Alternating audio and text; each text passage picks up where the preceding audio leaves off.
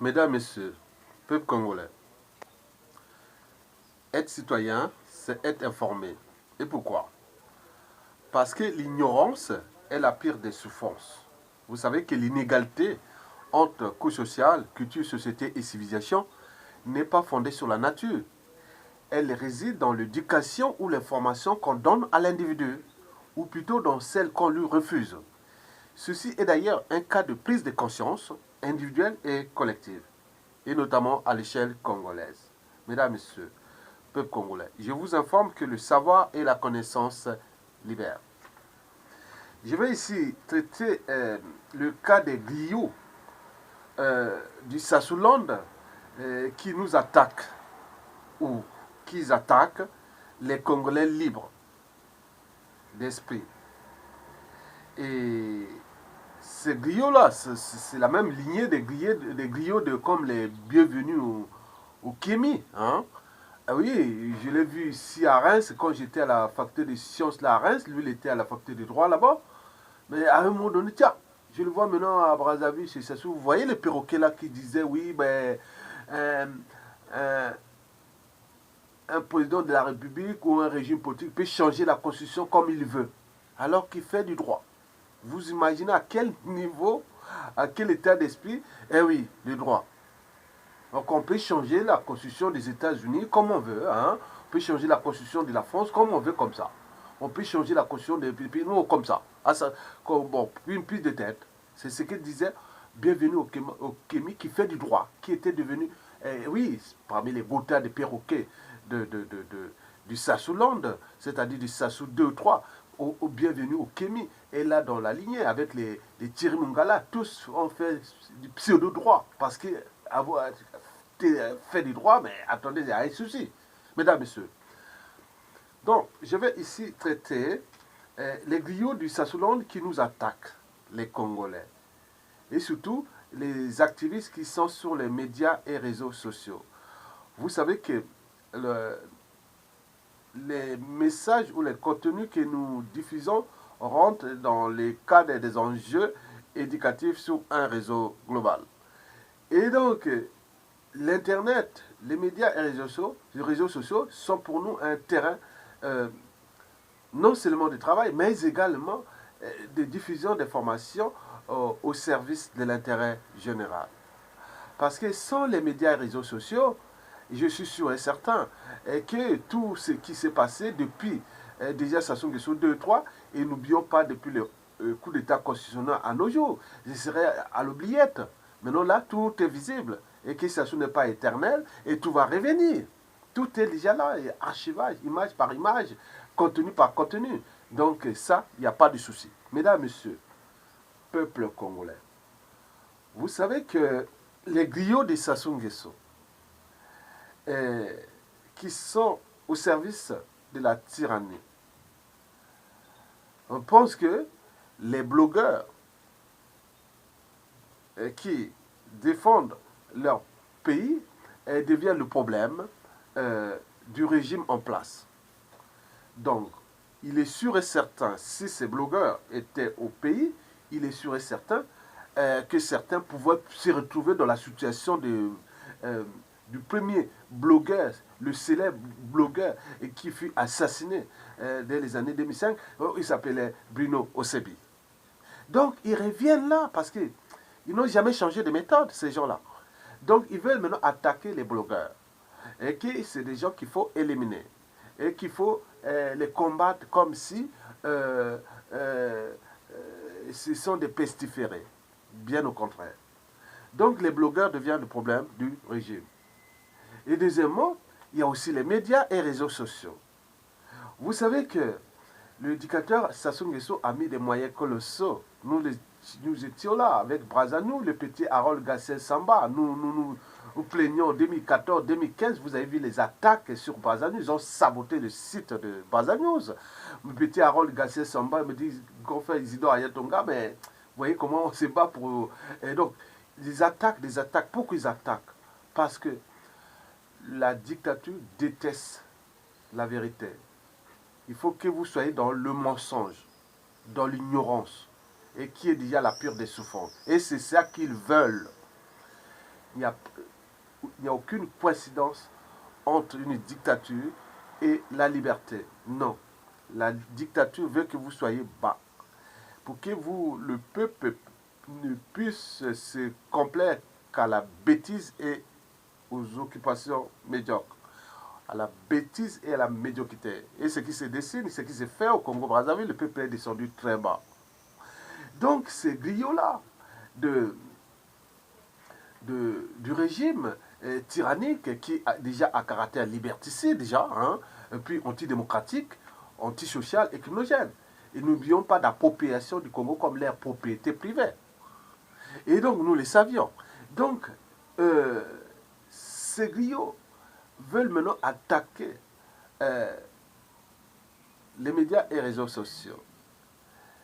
Oui, mais je l'ai toujours dit qu'on ne tire jamais sur un cadavre. Si on tire sur vous, c'est que vous êtes vivant. Donc, c'est encourageant. Quand le régime met les moyens colossaux, déjà, depuis 2012 à 2019, ça soit dû mettre plus de 10 millions de dollars. Quand les médias et réseaux sociaux, pour déjà pirater les médias et réseaux sociaux, et puis saboter tout ce qu'ils ont voulu faire. Ça, c'est sûr et certain. Donc, les résultats sont là. Mais plus ils attaquent, plus ça monte, puisque les Congolais sont des millions. Donc ça ne va pas s'arrêter. Donc, mais en contrepartie, les gens là touchent l'argent, ils détruisent leur pays. Ça, c'est connu. Mesdames, messieurs, peuple congolais, c'est que ces griots-là ne savent pas. Un, que tout individu est libre et digne de penser, oui, d'expression et d'opinion. On parle de la liberté de pensée, d'expression et d'opinion. C'est même un des droits les plus fondamentaux de l'homme et du citoyen. Donc la liberté, la dignité, la liberté de penser, la liberté d'opinion, la liberté de conscience. Et ça, c'est l'humain. Si on n'est pas humain, on n'a plus ça, donc on n'est plus humain. Donc ils veulent réduire les Congolais, hein, on n'est plus citoyen en fait. Ils veulent réduire les Congolais à des sujets, à des esclaves. Et ils sont déjà les esclaves, puisque c'est eux qui appliquent déjà les ordres du tyran. Il les demande de priver les Congolais de leur liberté de pensée, d'expression et d'opinion. Bon, c'est que ces gens-là oublient aussi que quand on est citoyen d'un pays, on a des droits et des devoirs envers sa nation, quels que soient les régimes politiques. On part sur les mêmes principes que si votre nation haute est en danger, on a le droit de contester, on a le droit de former, on a le droit de nourrir le débat et tout compagnie, mais eux, ils n'en veulent pas. Donc nous sommes là pour nourrir les débats, mais ça les dérange. Mais comme ils ne sont pas éternels, et le peuple, à temps, les derniers moments, il viendra, puisque le peuple, c'est qui? C'est vous et nous, c'est pas qui. Mais parce que depuis et qu'ils ont mis ces moyens colossaux, mais ils sont toujours dans les soucis, dans les problèmes. Donc, vous avez tout compris. Mesdames, Messieurs, c'est qu'ils oublient que... il faut savoir que on ne va pas au pays pour servir le pays, on va pour servir Sassou Nguesso. Sinon, ça se serait. Vous savez que tout ce que Sassou Nguesso a nommé, ou pour le cas de l'État, ça devient comme un dû. C'est comme oui, c'est comme un dû. Un dû, c'est quoi? C'est comme une dette morale. Alors que c'est les moyens de l'État. On peut nommer n'importe qui à l'État. L'État a les moyens, la responsabilité, les moyens de l'État. À tout poste stratégique de l'État, on peut nommer tout Congolais. Mais lui, ça devient comme une dette morale, comme si le Congo, c'est à lui. Donc, quelqu'un qui est là, qui est président de fait ou de droit, qui nomme ministre de la Défense, ou ministre, chef d'état-major des armées, ou recteur d'université, ou tout, on peut nommer tout. Donc, c'est pas un dû, c'est pas une dette. Il est dans ses droits et devoirs de le faire. Mais quoi que c'est à lui, c'est une dette. Bon, donc, si vous pensez comme ça, vous avez tout perdu, vous devenez esclave. Ce sont des esclaves qui pensent comme ça. Donc il faut que vous commencez à s'affranchir de là. Donc on ne va pas au Congo pour servir le pays, on va pour servir Sassou Nguesso. Comme certains ont au moins un cerveau, une âme et une conscience, ils sont raisonnables, ils disent non, je ne peux pas aller servir Sassou Nguesso, je peux qu'aller là-bas servir le pays, mais il faut un cadre, le cadre est déjà politique, mais là dans ces cas où le tyran est là depuis 40 ans, il est là, et donc tous ces enfants-là qui sont là, ils sont entraînés et conditionnés, et même sous emprise du tyran, donc ça devient le problème, donc leur cerveau est complètement abîmé, mesdames, messieurs, peuple congolais. Bon, les griots se félicitent de soi-disant de l'aide du FMI qui va arriver. Bon, pour eux, il va faire la fête s'il y a cet argent. Mais pour le peuple, c'est le deuil. Oui, parce qu'il y a un pays qui a déjà une dette privée, transformée en dette publique injuste, intolérable, et qui aujourd'hui est estimée autour de 120% du produit intérieur brut.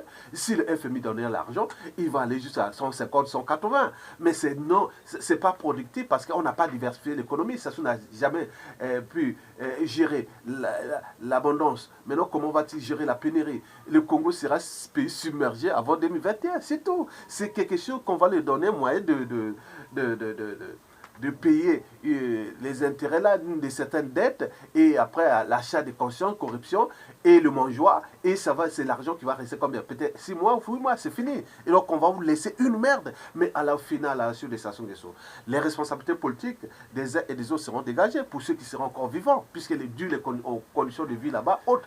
Mais vous voulez mélanger le peuple. Le peuple est pris en otage de ce système de Sassou Nguesso, qui couvre non seulement lui-même, le clan, les dignitaires, ses opposants, et n'oublions pas les complices. Mais le peuple est là, mais il gagne, il est toujours là, les derniers mots, les derniers jugements. Il a raison parce qu'il est nombreux, il est éternel. Mesdames, Messieurs, je vous remercie et à bientôt.